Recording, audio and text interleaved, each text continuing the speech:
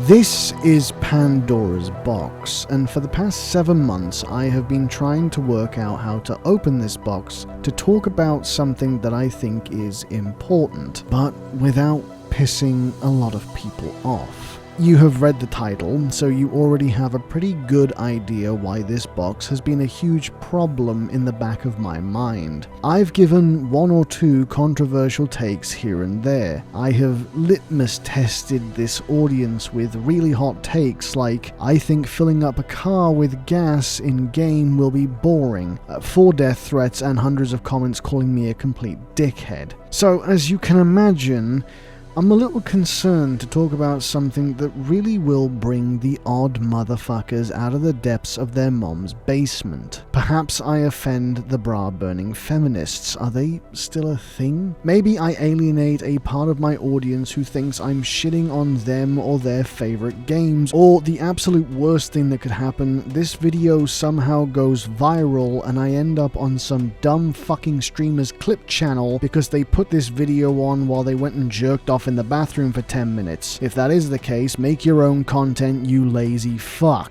Now, this is going to require some navigation to talk on, and I know some of you are already in the comment sections not even watching the video. Back up here, back up here. I know you're already telling me I'm wrong. Or how Rockstar is woke now because your mate's dad knows a guy who cleans John Rockstar's car and he says he's got a pride flag in his shed. Whatever it is, do me a favor for once. Stop and listen, because I'm going to address most, if not all, of what you're about to say. So hear me out before you go and head down there to call me a grade A bellend, alright? To cover this cleanly and somewhat competently, I'm going to break this down into 4 parts, the only way I know how to talk about anything. So, first of all, we have to go back. Quite a bit back, so bear with me and strap in. We're gonna go on a journey, but I assure you, this is all relevant.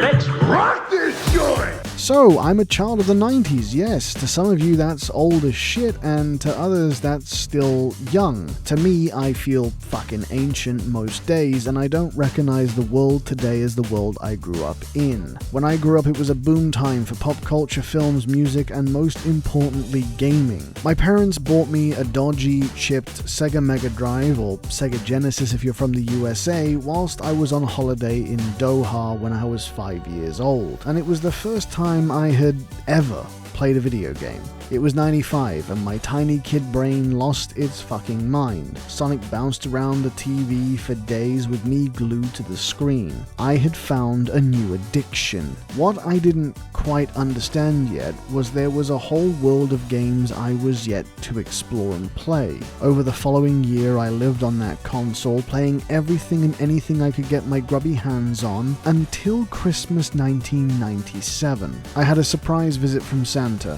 and he left under my tree the greatest thing I have ever seen.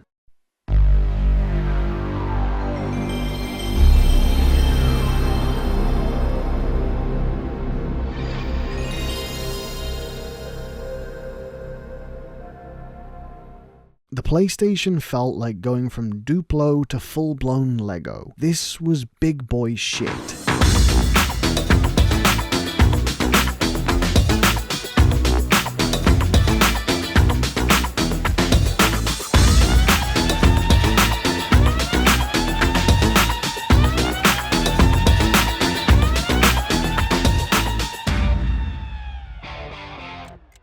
The sleek design, the blaring sound of the startup screen, the controller that didn't just feel like a chunk of dodgy plastic. I remember my dad explaining to me the games came on discs and I needed to be extremely careful with them so I didn't break them. Like the disorganized dickhead I was and still am. I bewildered over the jewel cases of the games and couldn't believe this grey box was real. Then came the next surprise. I discovered the world of demo discs. Now, this shit absolutely smashed my world wide open. Suddenly, I got to try these games before I went and just randomly pointed at one in Blockbusters. Instead, I could now get a feel for what it was and if I would even want to play it. Sign me up! Demo disc after demo disc monthly, I waited for that glorious magazine and disc to hit the doormat. I didn't need an allowance or anything else, just me and the console. I was perfectly content. Then, one day in 1999, a new magazine came in. This one, however, seemed a little different.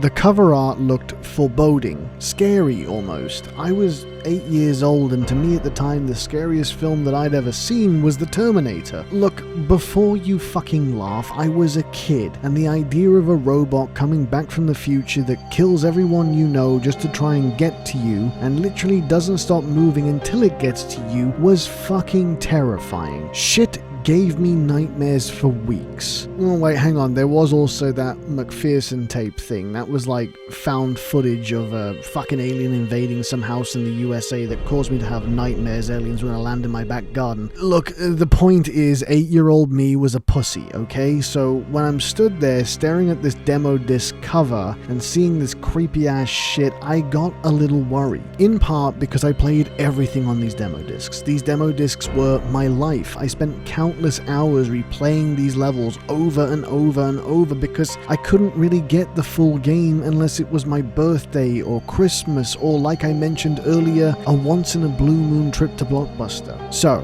I put the disc in and started up. Load up the menu, and I start this game. Let me genuinely show you how Resident Evil 2 starts on this demo disc on the PS1 in case you've never seen it.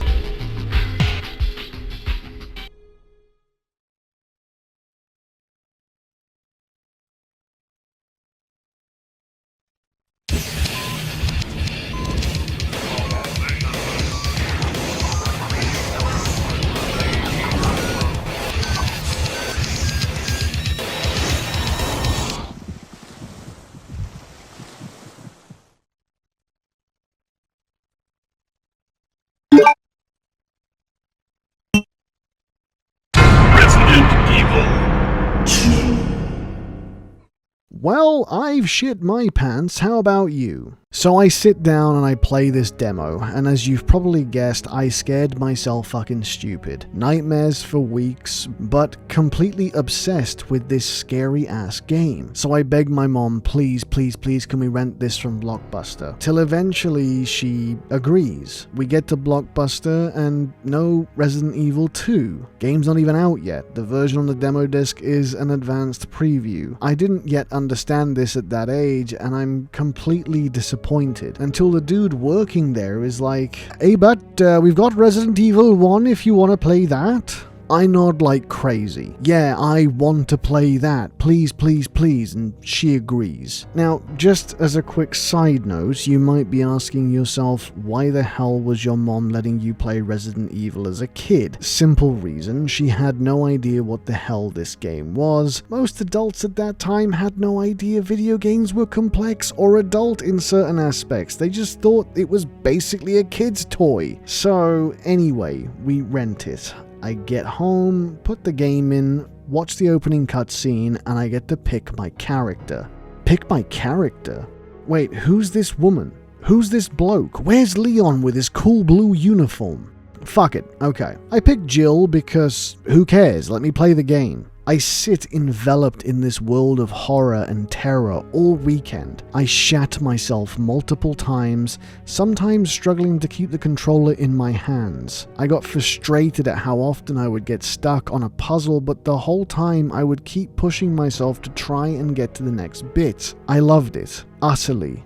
Loved it. The writing was cheesy, the voice acting was rough, but the charm and the fun I had still to this day lives in the back of my mind. Then Resident Evil 2 came out, and once again I had the choice of who did I want to play, Leon or Claire. I of course played through Leon first, as I'd been wanting to play his story since the demo, but the second I completed that, I loaded up Claire and began the playthrough, thinking it would just be a carbon copy of Leon's, and I was astounded when I realized realized there was a completely whole new narrative in Claire's playthrough, and actually in some spots a far more interesting game. By the time 3 came out with only one playable character, a return to Jill's story, I was buying that the second it came out, or the second my parents would get it for me. At this point you're probably wondering, isn't this a video about Lucia in GTA 6? What the fuck does this have to do with that? Well, let me make all of that story make sense. I was below the age of 10 when I played all of these games.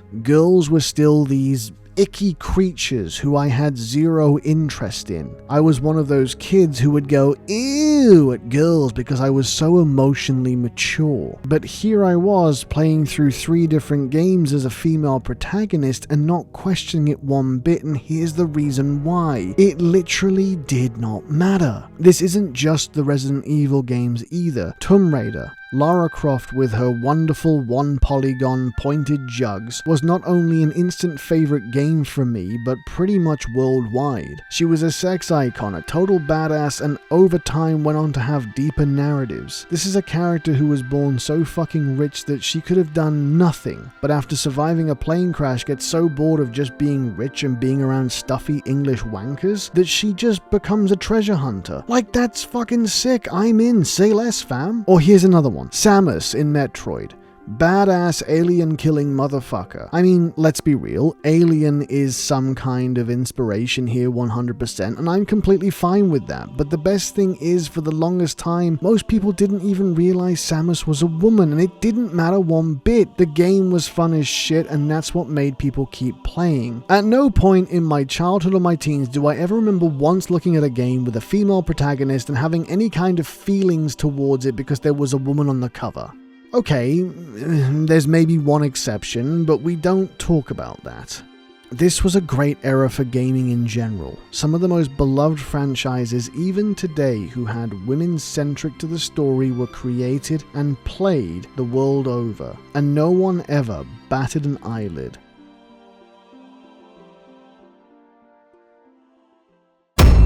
The 2000s brought about a lot of change in the world, like an immense amount.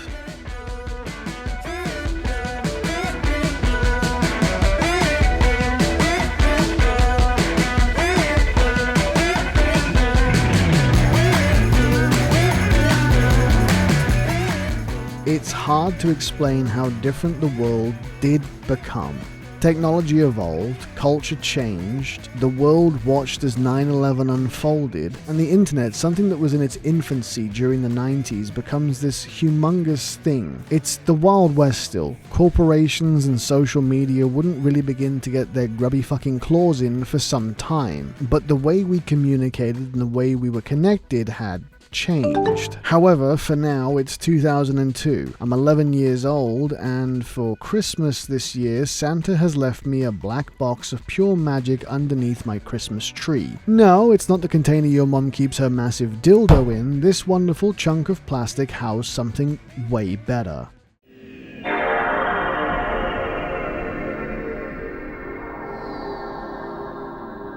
The PlayStation 2. God, I could talk about this era of gaming for an eternity. Some of the greatest games, including the revolutionary vision for the Grand Theft Auto games, comes from this very console. Some truly amazing gaming experiences that could be summed up as game fucking changers. I am enthralled with this console, in case that wasn't apparent. Whilst the PS1 might hold the most nostalgia for me, this console and the Xbox 360 is my teens. It's my defining years. It's the gauntlet that takes me from 10 years old to 19 at the end of this decade. It's where I changed and evolved the most, so this really is where the majority of my free time and life before adulthood kicked in at was. Games like Grand Theft Auto, Metal Gear Solid 2, Final Fantasy X or Final Fantasy XII, Fatal Frame, Blood Rain, Silent Hill, Beyond Good and Evil, Oni, all of these games told an amazing story, stuff that truly stuck with me. I genuinely mean this when I say that these games are games I still think about religiously today, games that mattered. Notice something about them? Yeah, that's right, quite a few of these are female-led games. Did it matter? Abso-fucking-lutely not. Why? Because who the fuck cared. I didn't, that's for sure. Was it a good game? Was the gameplay fun? Was the story good or engaging? If we're ticking yes, then I'm sold. Give me more. Then in December of 2005, we finally get the Xbox 360.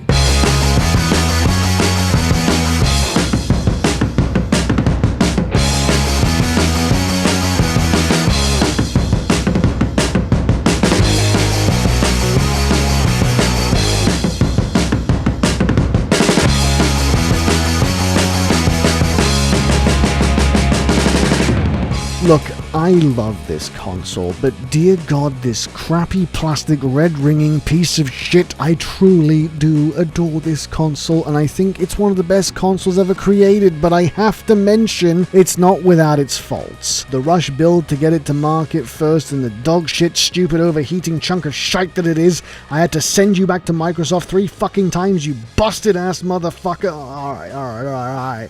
That's enough.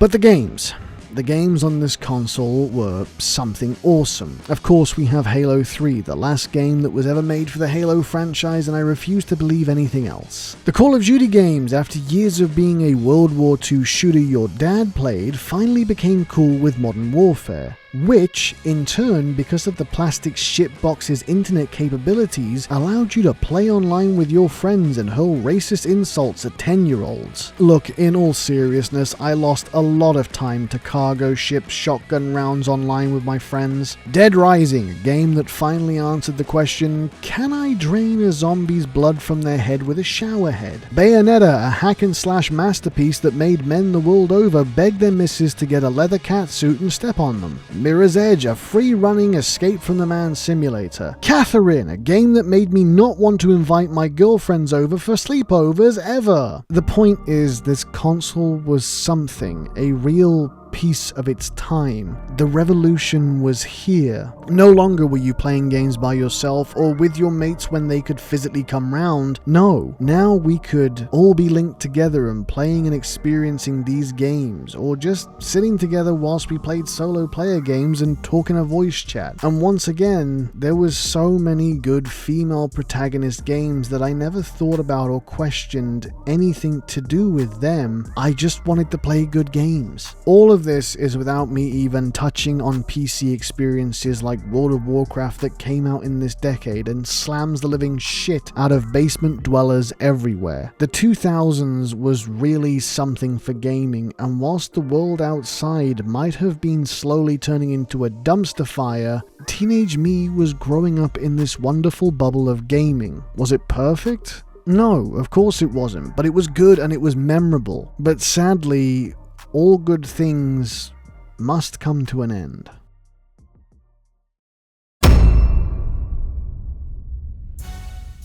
The 2010s started off so strong. The internet is in a fairly good place. Everyone's on Facebook, including your mom, who I just poked twice. Inception is in the cinemas, proving that Christopher Nolan can make some fucking outstanding films. This old DVD rental website has revamped its shit and revolutionized the idea of streaming movies and TV online. You might have heard of them, they're called Netflix. And to access a shit ton of TV and film is costing $8 a month. Obama comes out and lets the whole world know, yeah, we got him. Sony and Microsoft have said, hey fam, it's coming soon, don't worry. Like, holy fuck, what a good start to the decade. Then shit starts to get a bit weird. We get our first glimpse of the dodgy VHS player looking console called the Xbox One. The Xbox One?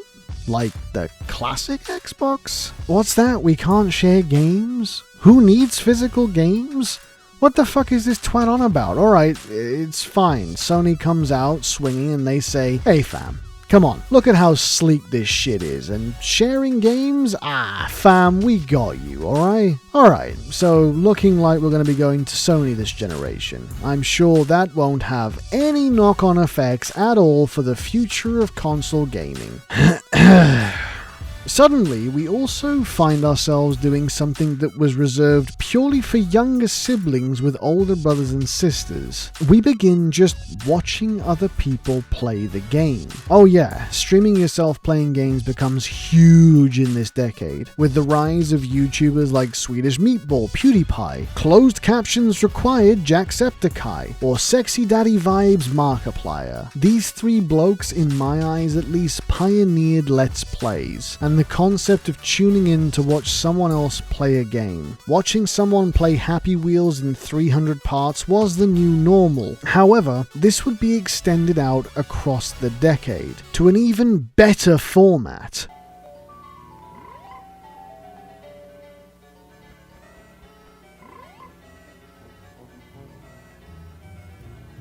Watching people do it live, so all the boring bits were left in raw and unfiltered. Wow! Now you could watch them not only suck at the game, but also eat their dinner on stream as well, whilst telling you how hard their life is as a streamer, because waking up at 3 PM on a Tuesday, having a wank, and then finding the strength to hit the go live button, you just wouldn't understand their struggles. They have to choose what to order on DoorDash tonight. You just wouldn't get it.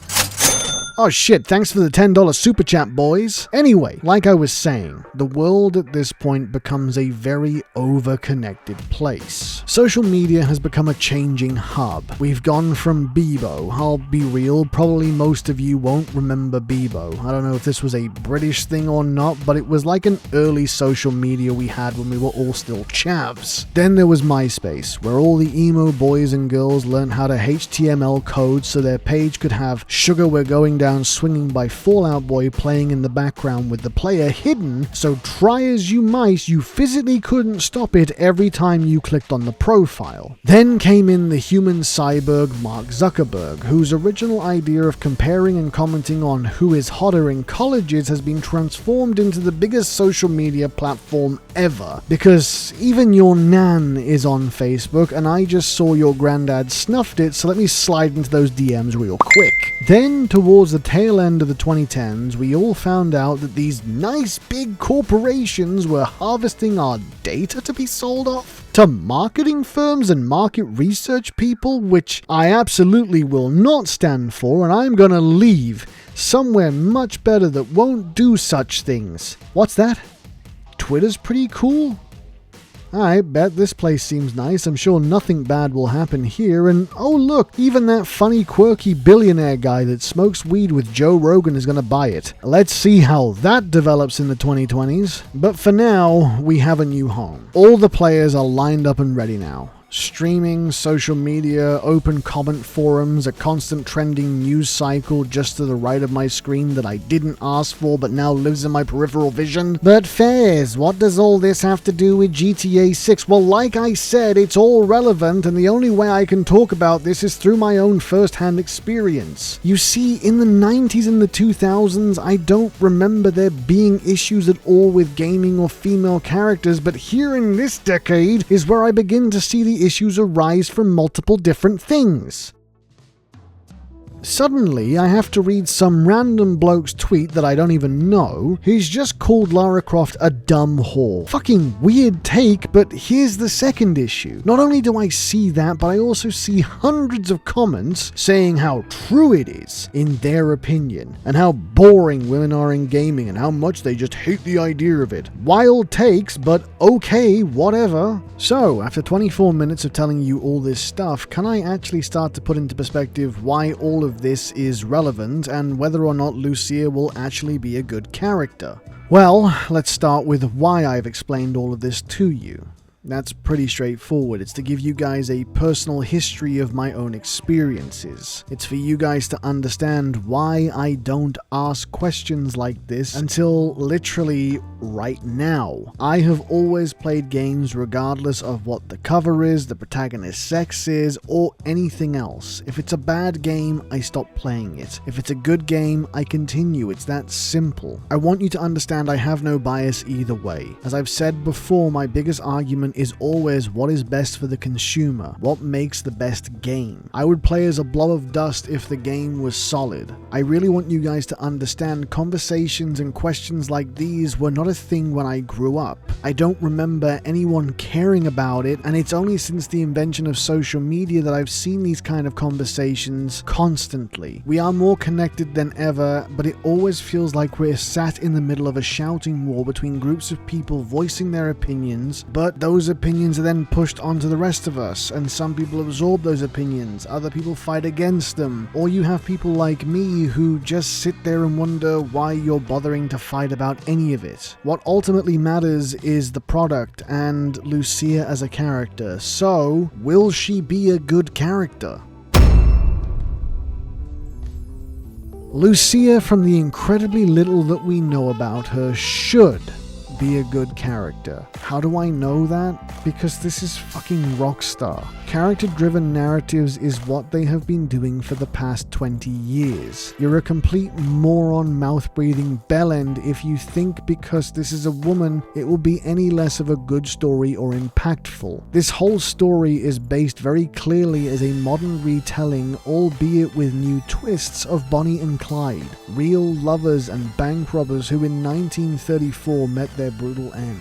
If you don't know much about the story, watch the countless films that have been made based off the story, read the Wikipedia article, do something that educates yourself. Lucia will be nuanced, she will have character flaws, she will be an interesting experience to go through, and I can already hear what's coming next. But Dan Houser didn't write her. So fucking what? Do you think Dan Houser wrote every single part of every GTA game ever? Do you understand how game production works? Do you understand how many fingerprints are all over every one of these games you've already played? No, you don't. So do me a favor, please, dear God, shut the fuck up and wait. The other thing is this. If you decide because Lucia is a woman, this game will just be bad because she has tits, I would like to remind you one more time of absolutely stellar characters that have given life to so many good games that also had boobs. 2B, Eve, Bayonetta, Tomb Raider, Jill Valentine, Claire Redfield, Aloy, Ellie. If your argument is, but most of those characters are only popular because they're hot, can I once again refer to you the hourglass-built Latina on the screen? To discredit all of these characters and stories is stupid, and most of you know that. If you've played any of these games, you know that regardless of if you wanted to smash the back doors into these characters or not, you have enjoyed these games or franchises. Having a woman in the game doesn't make it a bad game inherently. It'll end up being a bad game because it's a bad game. Something else that I don't believe this game will be. Could it be disappointing? Absolutely. It could be complete shit, and I bet you will rush back here and tell me you were right and Dan Houser's a god and I'm a bellend that knows nothing. But what if? What if for once we just have faith? Faith in Rockstar like we always did before the internet and chat forums and everything else. Like we always did before entering this era of everyone having an opinion. And what if we just all for once take our opinions on a game that no one has seen anything real on besides those who've signed such ironclad NDAs they can't even speak on it, and we just shut the fuck up?